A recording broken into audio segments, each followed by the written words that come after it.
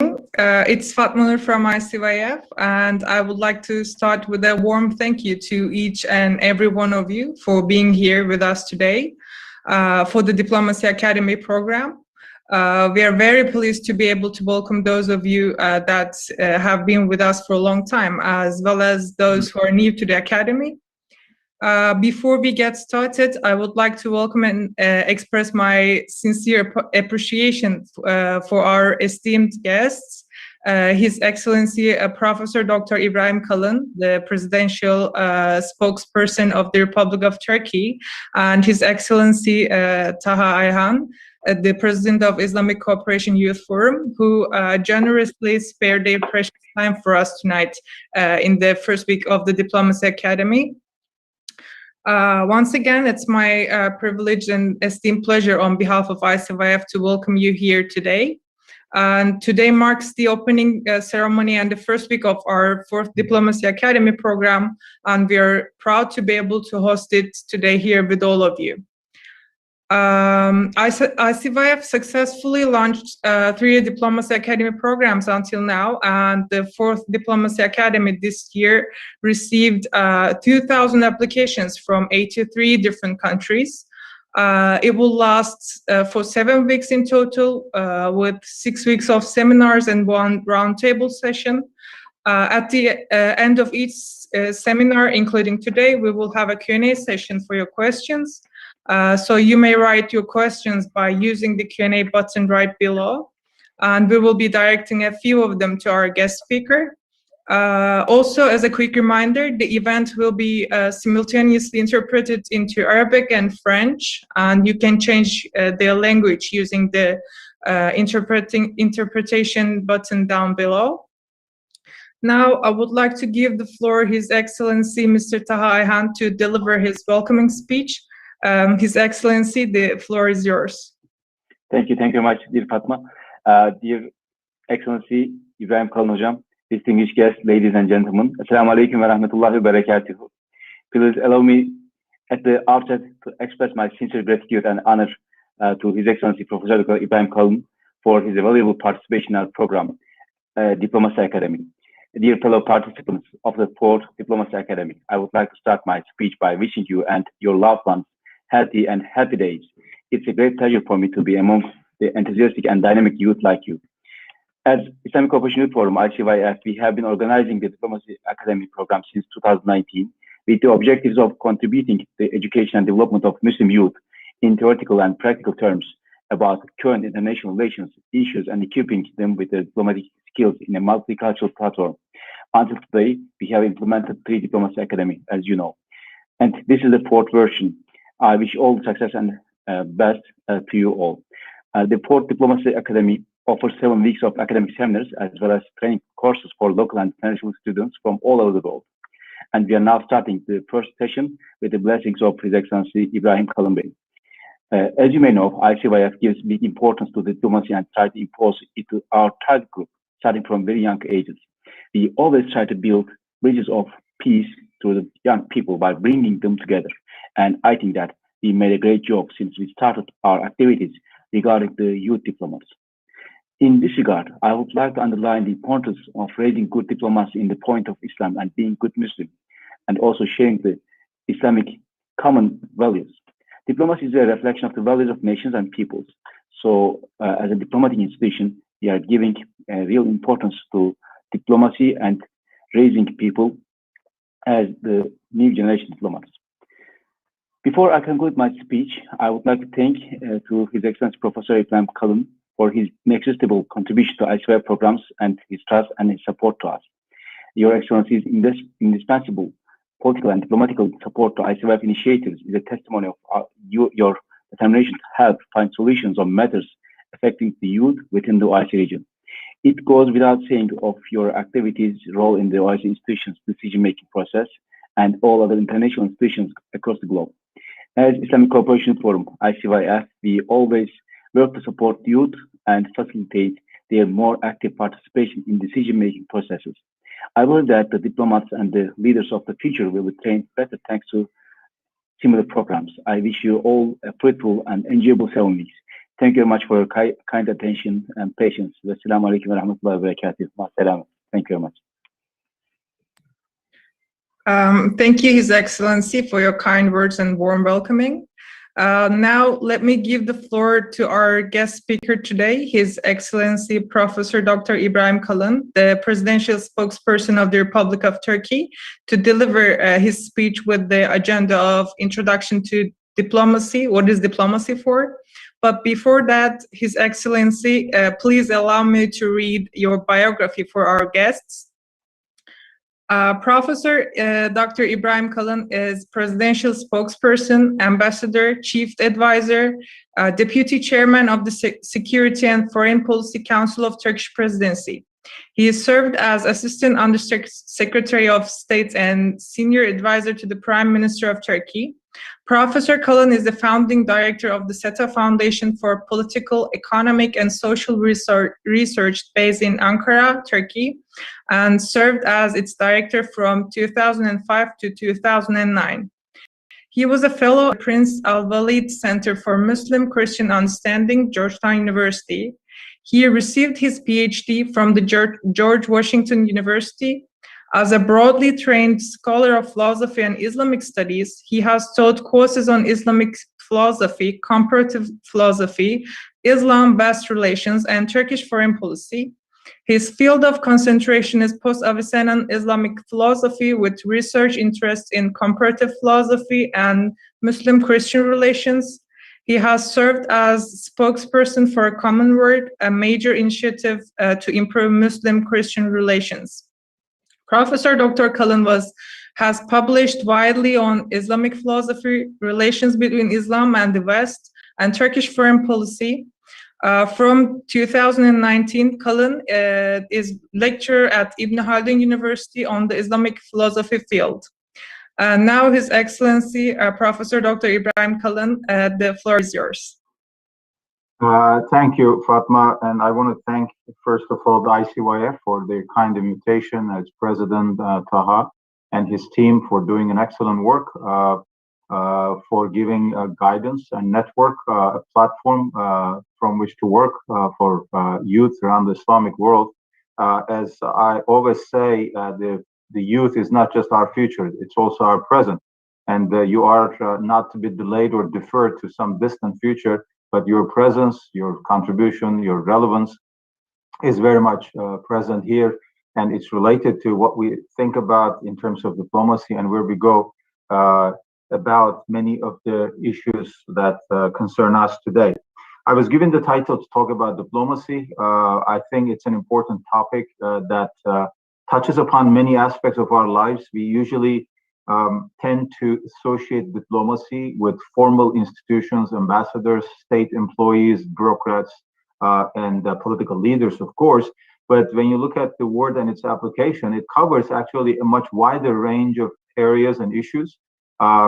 Not just politicians or diplomats do diplomacy. In fact, other interest groups, any group, religious, social, artistic, cultural, or business communities also have their own hands in the art of diplomacy, because diplomacy is basically an attempt to try to get what you want through peaceful means. And this brings me to the question of power. How you get what you want is usually exercised through power. I don't want to go into a long debate about what power is, what it does to us, how we can manage it. But primarily, or put simply, power is the means by which you try to get something that you want for yourself, but you do it in such a way that you hope that it also benefits others. If you don't have this framework in mind, what you achieve by getting what you want turns out to be, in fact, an oppression for others. It creates relationships of disadvantage, and then, of course, it leads to resentment, all kinds of other conflicts and clashes. You don't want that, of course. When you say, we want to resolve this issue diplomatically, for example, what you are basically saying that you don't want a conflict, you don't want a war, you don't want any clash, you don't want loss of human life, certainly. But also, what you say implies that what you gain at the end is a win-win situation for everyone. And here comes a very useful handy definition provided by the American political scientist and scholar of international relations, Joseph Nye, on soft power, hard power, and a combination of the two, which he calls smart power. Hard power, as you all know, is basically economic and military power. If you want to get something you want, you use hard power to get it. But by just using hard power, you also jeopardize your own national interest, because you become vulnerable to counterattacks, counter plots, all kinds of other institutional resistance.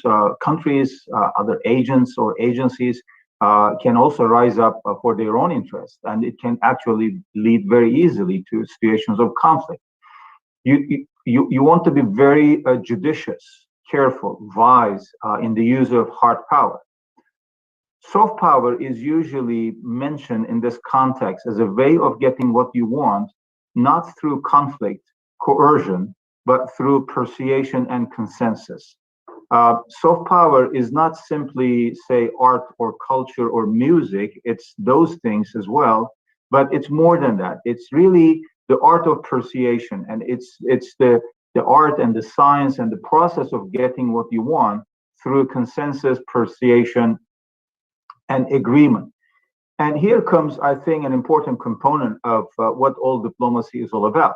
How you get someone, a country, an institution, a nation, a culture, an international body to accept your point of view.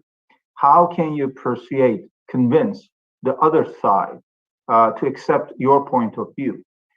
This has been always a part of classical tradition of political science, from Plato to Al-Farabi and Baqillani and many other political scientists in both the Islamic world and the Western world. This whole question of the art of persuasion. Leo Strauss, the famous German-American scholar of classical and modern political science, wrote, in fact, a number of important essays on this, also a book. It's called The Art of Persuasion, about this very issue. That is, art of persuasion from the times of the Greeks has been part and parcel, in fact, at the backbone of politics, because what you want to get through persuasion is supposed to be something that is expected to create a win-win situation for others, so that it has the largest, widest acceptance. When you do this, that is, you persuade the other side, you convince the other side with ideas and arguments, then actually you create ownership for others as well. So you do not simply impose your ideas, your agenda, your political realities on others, but in fact, you create an environment in which your ideas are shared by others and owned by others as well. Now, here is the key point about diplomacy, especially for those who want to go into the field of diplomacy. It's really an art of persuasion, but also using the ideas intelligently, diligently, and artfully. It's all about coming up with good ideas and arguments. And I think Joseph Nye's definition of smart power as a combination of hard power and soft power speaks to the realities in the 21st century. But I'm going to go beyond that and use a term from our own tradition, from the Islamic tradition.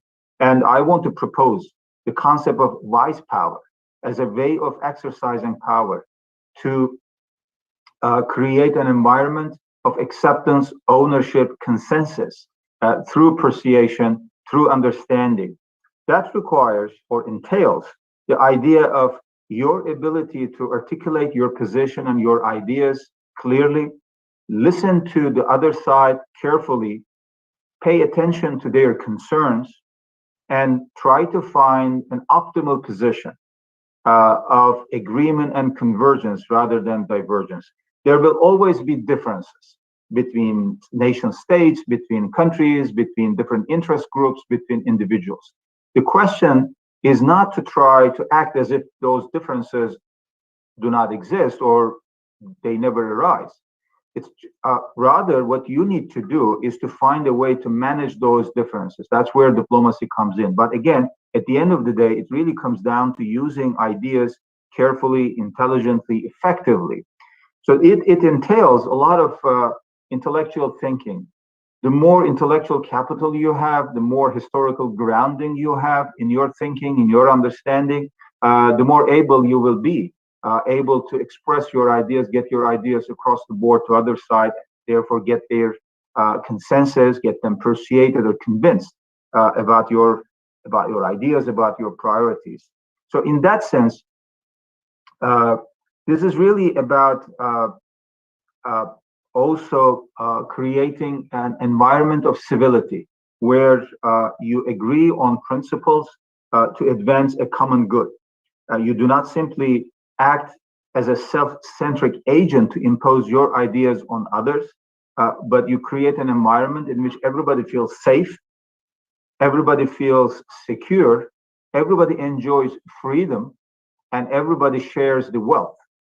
In terms of diplomacy and international relations, you have to begin with the premise that every nation, every single individual on earth is entitled to freedom, dignity, prosperity, security, safety, just like anyone else. So, for example, take the example of the Palestinian conflict. What you have there is an occupation. It's a clear occupation for the last 78 years since 1947. More importantly, it's a very unbalanced conflict. On the one hand, you have Israel, the state of Israel, that has huge military power. On the Palestinian side, you have a nation without a state. You have a people without ability to protect themselves against aggression, against military conflict or attacks and other things. You cannot have a win-win situation as long as the power equilibrium is like this. Therefore, if you want to reach a peaceful resolution, a diplomatic solution, for example, in the Palestinian conflict, it has to begin with the right premises, with the right ideas. That is, the Palestinians are entitled to freedom, to safety, prosperity, and dignity as much as the Israelis and others. If you don't accept this very basic fundamental principle, then it becomes almost impossible to resolve this issue. A similar situation exists perhaps in a less tragic way in Cyprus, where the Greek Cypriot side, for example, has never accepted the political equality of the Turkish Cypriot side. As a result, the conflict has gone on for decades, since 1974. Many attempts have been made to resolve the conflict. In fact, our President Erdogan, has tried many times, going back to the Annan Plan of 2004, Crans-Montana meetings of 2017, and many other attempts in between under the UN umbrella to resolve this issue and bring the two communities of the island together under one state structure.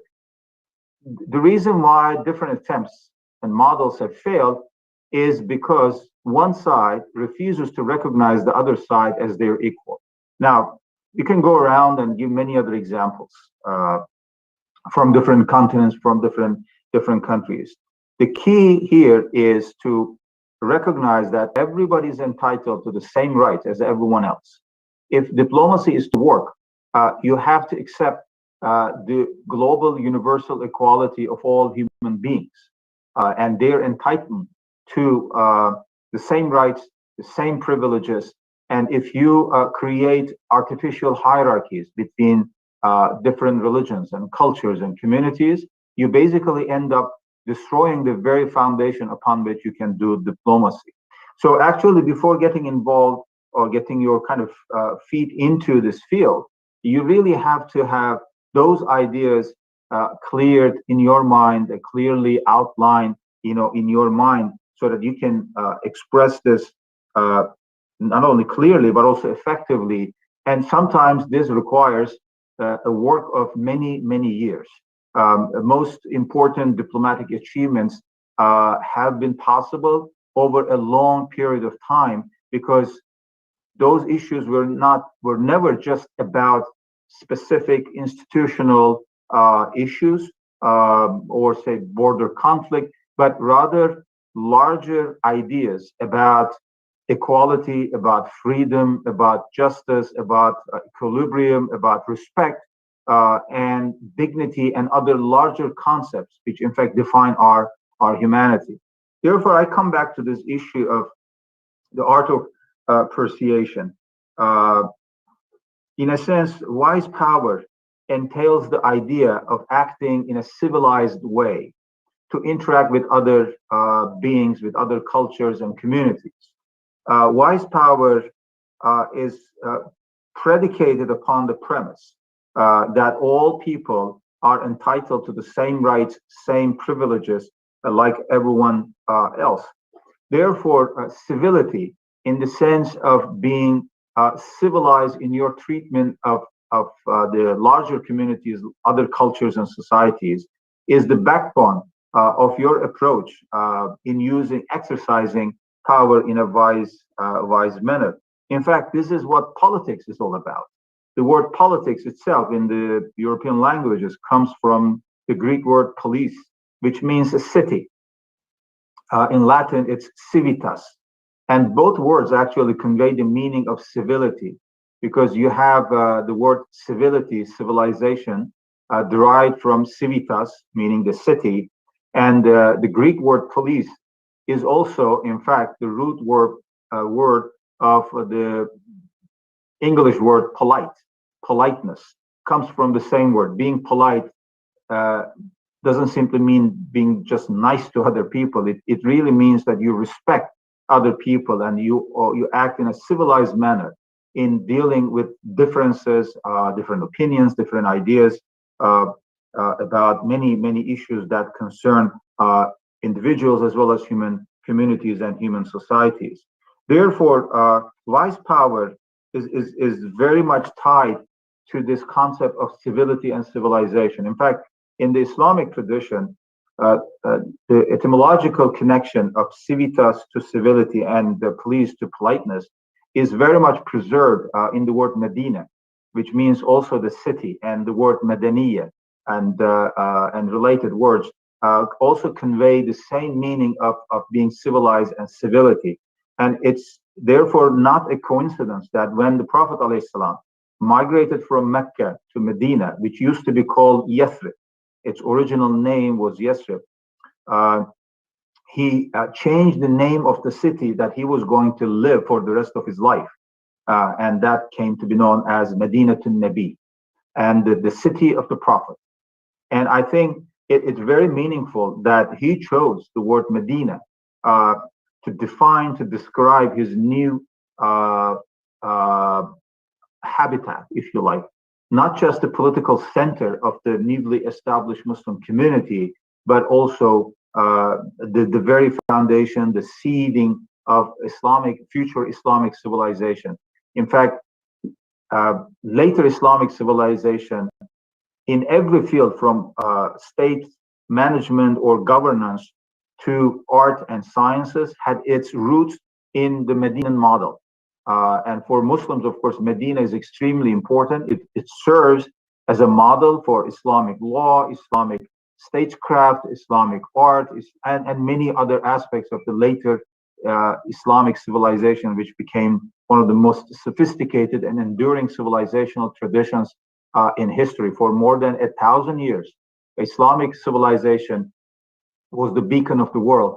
The greatest cities, the richest cities, the wealthiest cities, the most sophisticated cities were in the Islamic world, and the best minds either came from those cities or went to those cities, from Samarkand to Bukhara, from Baghdad to Basra, from Iskandariya to Cairo, from Istanbul to Sevilla, Toledo, Cordoba, and many other cities in between. For centuries, they were the centers of art and learning and culture and science, but as well as economic power, military power, urban planning, and city life, and many other aspects of a civilized life. And wise power is deeply connected with all of this historical background also. The Medinan model, how the Prophet himself conducted diplomacy, for example, with the Jewish and Christian communities of his time, with the Sassanids and the Byzantines, on the outlying areas of outside the Arabian Peninsula. And if you look at how he conducted a combination of both hard power and soft power, and you see this implementation of wise power very clearly in his role as a prophet, as a community leader, as a statesman, as a spiritual guide, but also as a world leader for the Muslim community of his time, as well as for the generations, for the Muslim generations to come. Therefore, the art of politics is also very much related to the art of persuasion and civilization. In fact, when you talk about even hard power, using military and economic power, for example, its ultimate aim is always has to come back to this original idea of getting a civilized order for all, an inclusive order that would benefit everyone. And the famous phrase or definition by Karl von Clausewitz, who said war is continuation of politics by other means, conveys exactly this very meaning. You know, war is only a tool in the larger, wider context of political associations, political goals. War can never be, that is, military power can never be a goal in and of itself. And of course, nobody would like to have a war unless you're forced to do it, unless you are forced to defend your country, yourself, your life, your family. Then, of course, you know, you have no choice but to go to war. And sometimes, you know, you have no choice, you know, to protect people, protect your country, other than going to war. But both nation states and other institutions, of course, ideally prefer diplomacy over war, hard power, and other types of exercise of power in oppressive or coercive ways. Now, coming to our present situation, nation states have been at the very center of the current world system, which goes back to the Westphalian world order in the 17th century, as you all know. And a number of other non-nation state actors have emerged thanks to globalization. Business communities, NGOs, grassroots movements, media, and many other non-state actors, in some cases warlords, militia groups, mercenaries, etc., around the world, both good and bad examples of non-state actors. They become part and parcel of our reality in the 21st century, no doubt. But still, nation states remain at the very heart, at the very center of global diplomacy in the 21st century. And therefore, I think we have to understand how nation states act and think about hard power, soft power, and other types of power in the 21st century. But let me just make one or two points about our present situation today in the 21st century. Until globalization became a recognized reality, modernization was usually the main defining element of change and development for many societies in the world. Since, say, the second half of the 19th century and most of the 20th century, in fact, was defined by modernization. And modernization, modernity, came out of a number of important events in European history, going back to the Enlightenment, the French Revolution, the Industrial Revolution, and so on and so forth.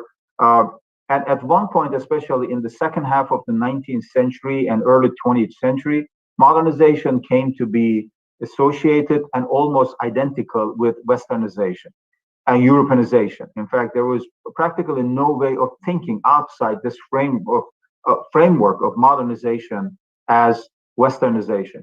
Non-Western societies, whether Islamic societies or African or Chinese or Indian or Latin American societies, were left with no choice other than becoming Westernized in their journey to reach modernity, to become modernized, to become contemporary, to take part in the newly established global order. As modernization was rooted in Eurocentrism and Europeanization and Westernization, it also led to a number of reactions. Not everybody wholeheartedly accepted or embraced modernization as westernization. Different political, religious, intellectual leaders, literary figures, artists, and others looked for ways outside this stifling framework of modernization as westernization. They said, we can be modern, we can be contemporary without necessarily becoming westernized. Now, at least that was the goal of many modernizing forces and movements in the Muslim world, for example, from Jamaluddin Afghani to Mehmet Akif, from Rashid Rida to Iqbal and Sir Sayyid Ahmed Khan and many others in the Muslim world believed sincerely that it was possible to modernize without becoming westernized. But I think, as it turns out, as was the case, for example, Japanese modernization, it turned out to be almost impossible to be modern without becoming westernized in some way, to some degree, whether through your political institutions or through your legal system, through your educational system.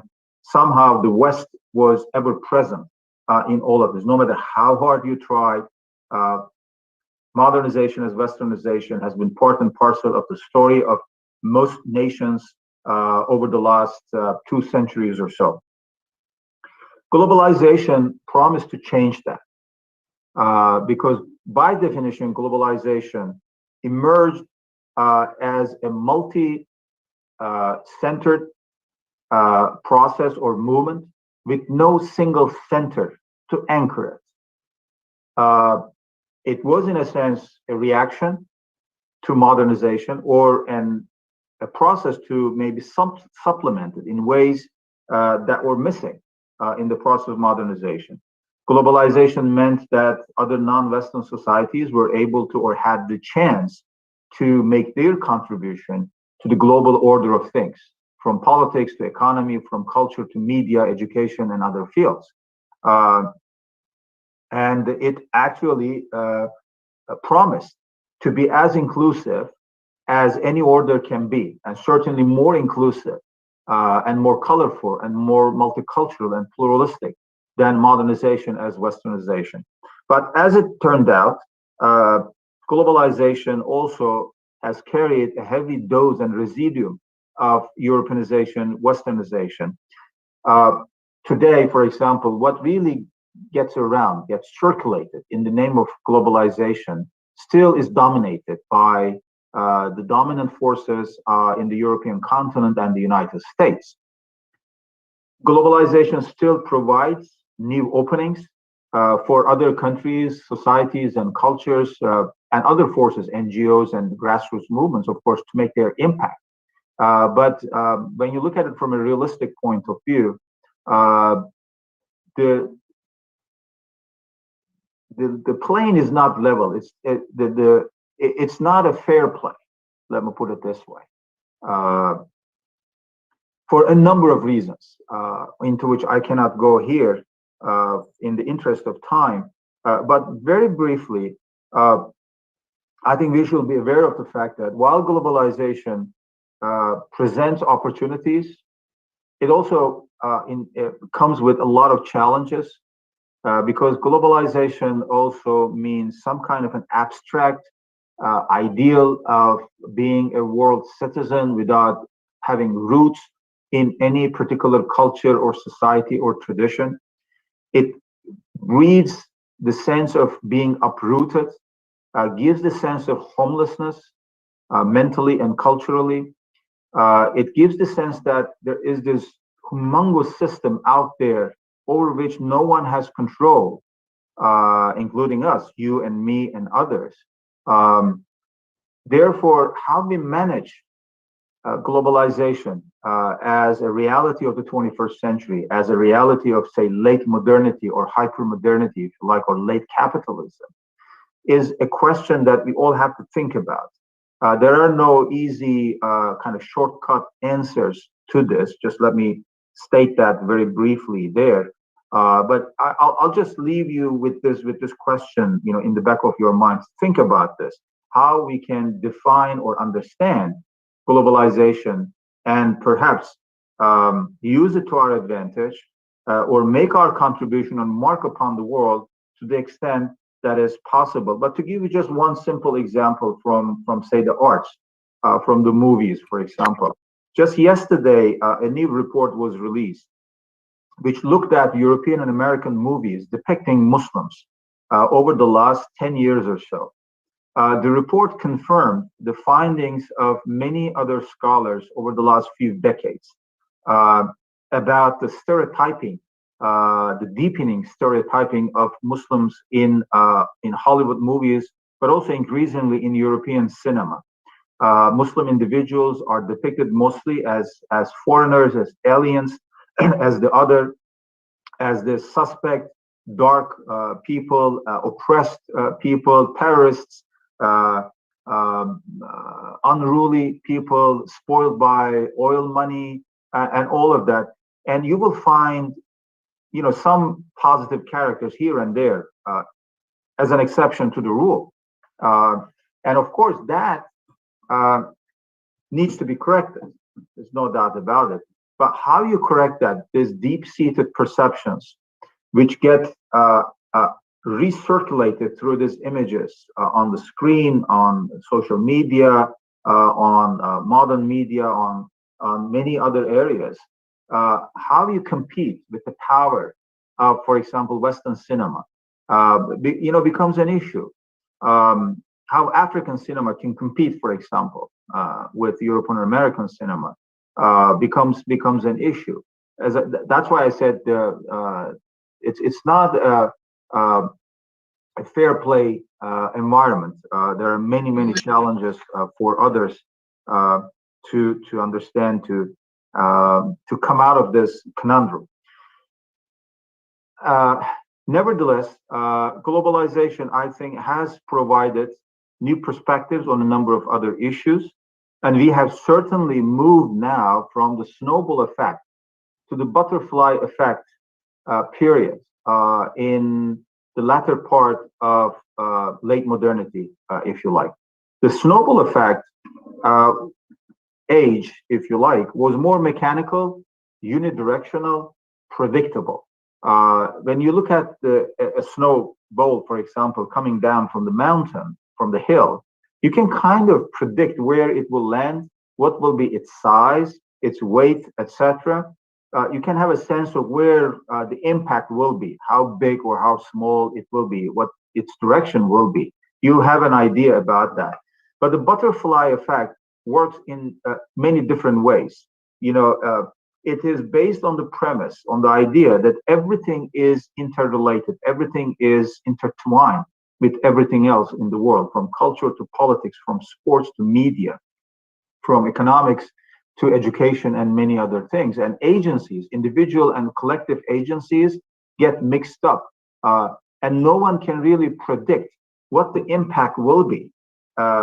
Therefore, the fluttering of the wings of a butterfly in one part of the universe can in fact cause a tsunami in another part of the universe 10 days later.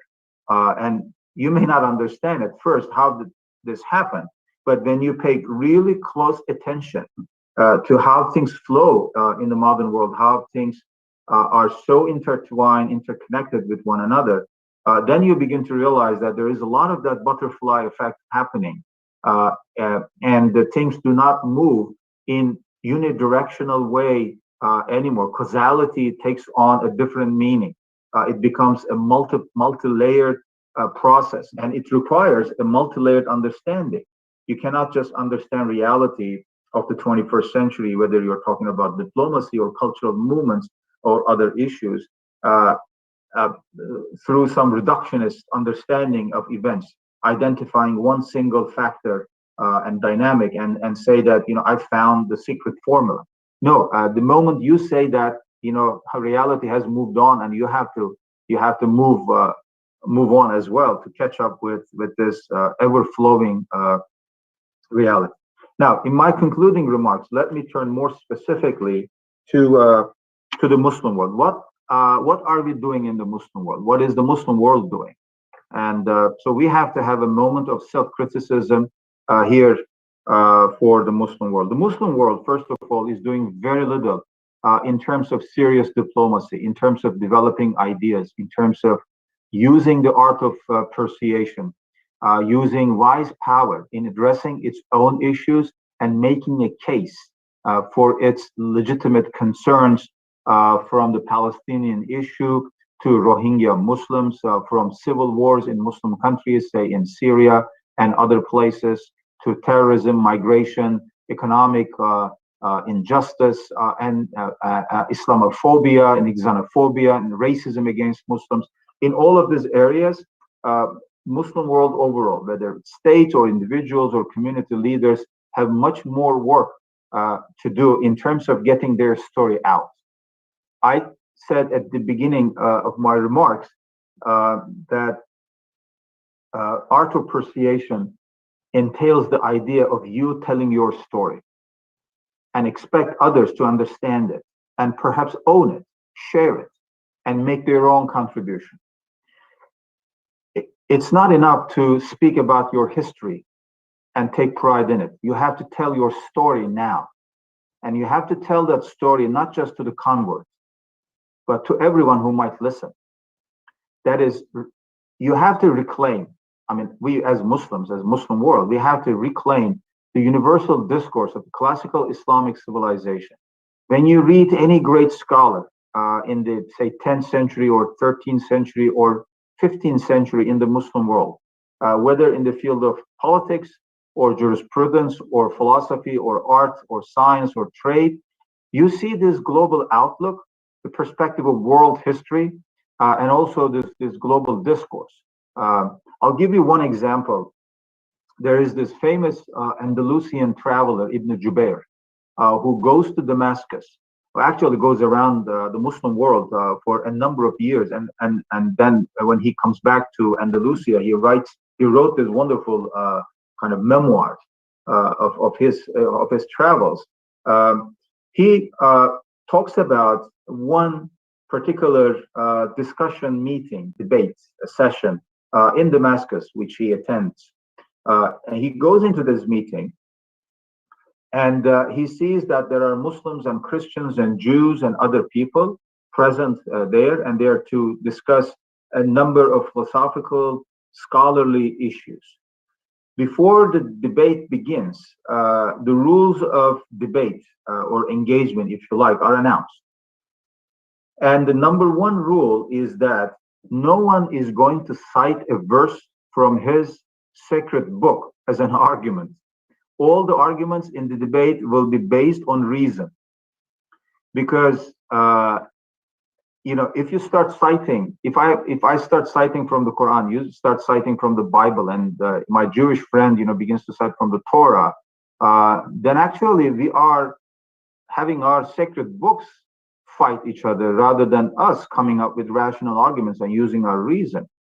Ibn Jubair finds this rather strange first, that what kind of a rule is this, that, you know, those people who are there, in fact, with their faith openly declared, Muslim, Christian, Jewish, but they are not allowed, or they are at least asked not to cite evidence from their sacred books for discussion. But then he realizes that it actually makes perfect sense. You know, this is the kind of cultural environment in which Islamic civilization was able to produce this great enduring ideas and create this world-class civilization. Therefore, it's extremely important that we reclaim this perspective, this universal language, and build capacity in areas that pertain to diplomacy, to inter-state relations, to international relations, in mediation, in conflict resolution, conflict prevention, and other areas that concern modern diplomacy today. But let me end with this appeal to you, to us all, about the significance of us telling our own story to the world. By definition, in essence, at the very bottom of our existence, we are storytelling beings. We cannot live without stories. Our life journey on this earth is a story. Our individual lives are a story. Cultures, societies, histories, arts, and music, and literature, they are not just historical facts. They are stories. That's why they make sense. Otherwise, they will be just a sum total of some facts, numbers, some words, but rather they are meaningful narratives. They convey something from the past to the present and to the future because they are stories. In fact, God is the greatest of all storytellers. When you look at all sacred books in the world, they all tell stories. You know, the stories of prophets in the Quran, in the Bible, in Torah, as well as in other non-Abrahamic religious traditions. You look at Mahabharata, for example, in the Indian tradition, Upanishads. I mean, they all tell stories.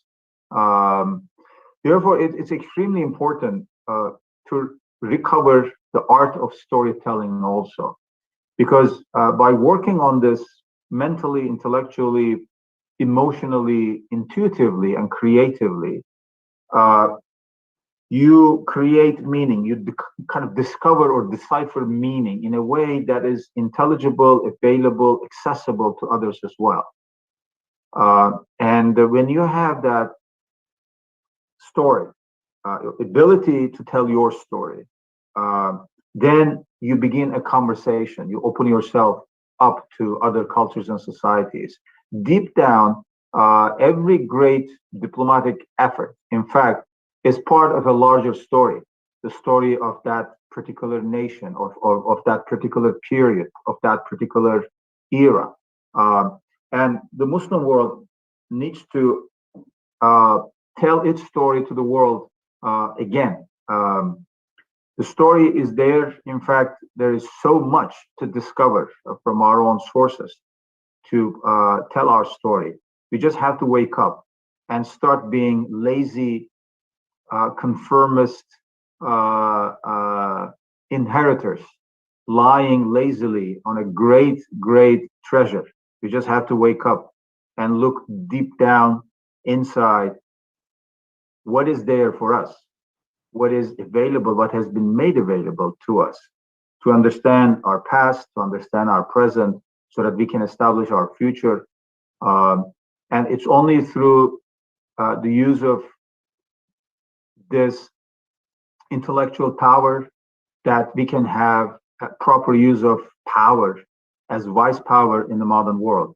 And it's only through this deeper understanding of how we can tell our stories through ideas, images, tropes, comparisons, similitudes, and other means of storytelling that, in fact, we can have a serious conversation with others, with ourselves, as storytelling beings.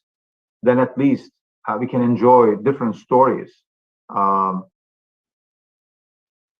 and perhaps come to an understanding of the fact that we are all entitled to the same rights and privileges. There are no intrinsic hierarchies between communities and cultures and societies. And in fact, there are no hierarchies among stories either. But no one is going to tell our story for us. We have to tell our own story. That's where the whole story needs to begin. Thank you, Professor, for this truly inspiring seminar, and I believe it expanded our visions greatly.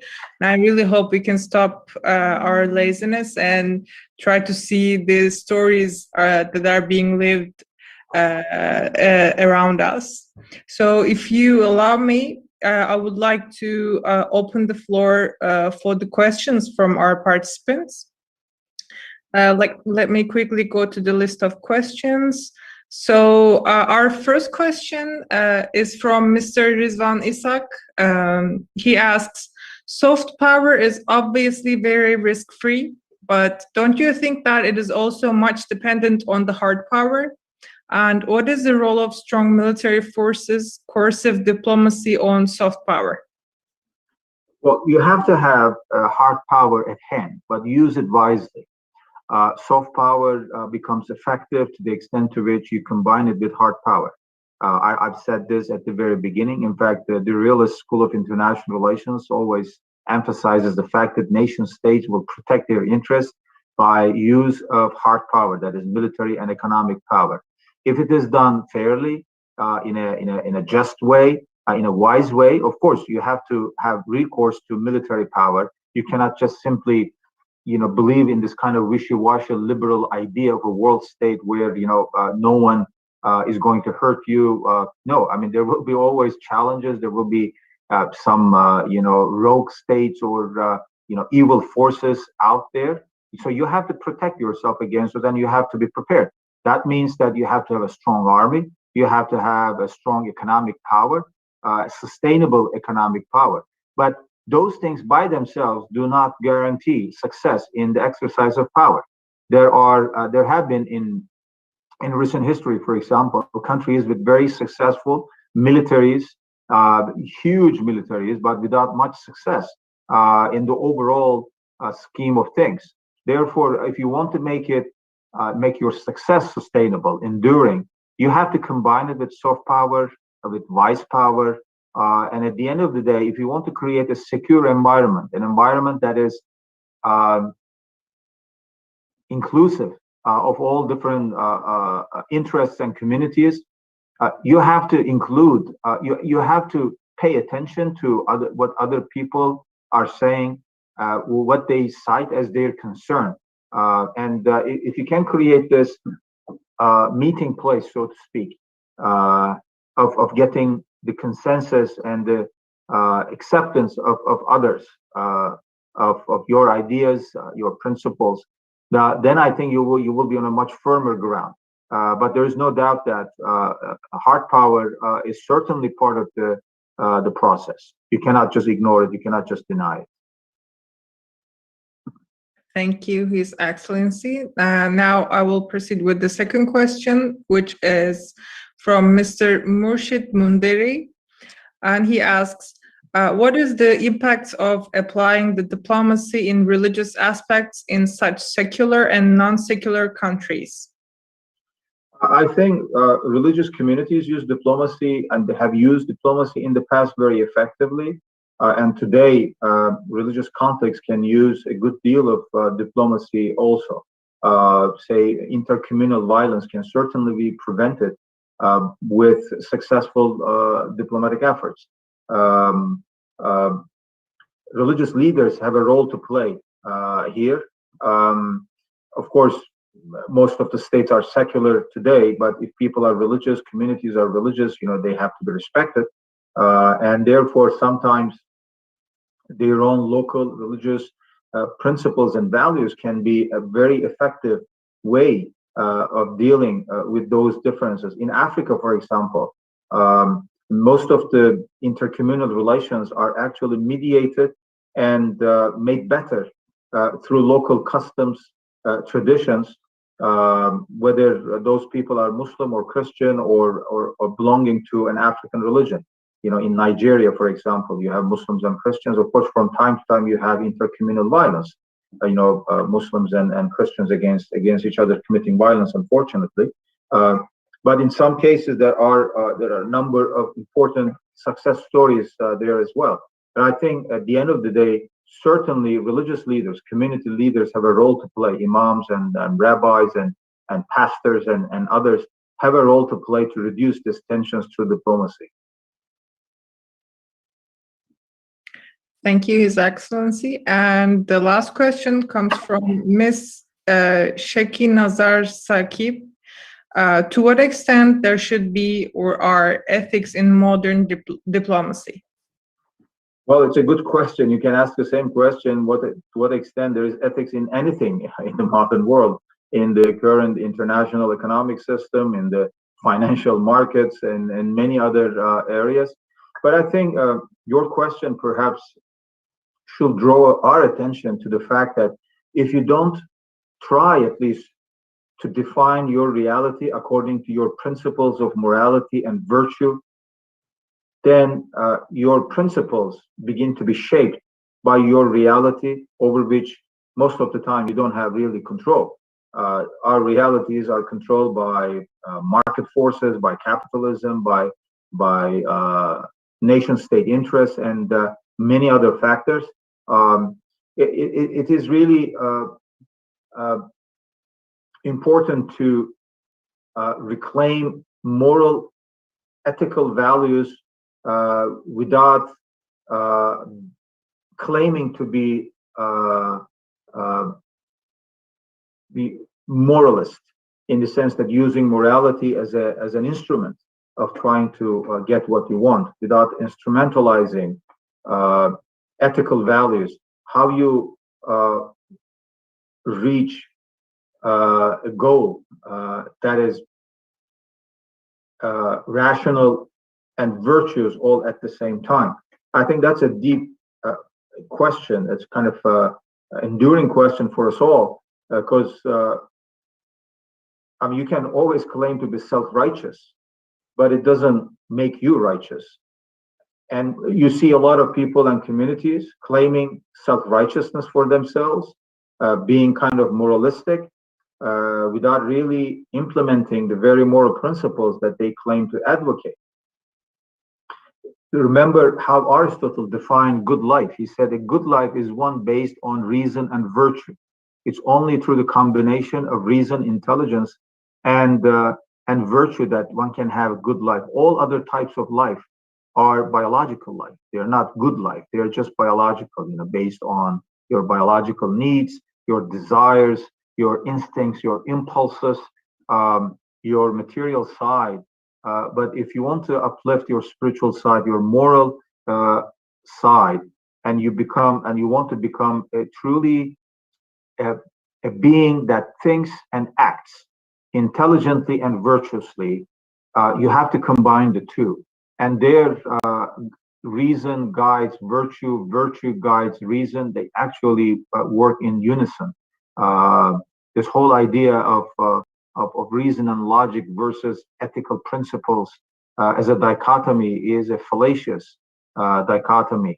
In fact, for hundreds and thousands of years, from great scholars to ordinary people, simple farmers and villagers and other people have always believed in the perfect unison and combination of reason and virtue, and they've shown this in their own acts, in their own lives, that you can be rational, but also virtuous and ethical in your act and in your behavior, in relation to your own business affairs, as well as in relation to other people, other cultures and societies. I think that's another thing we have to reclaim in the present age in which we live.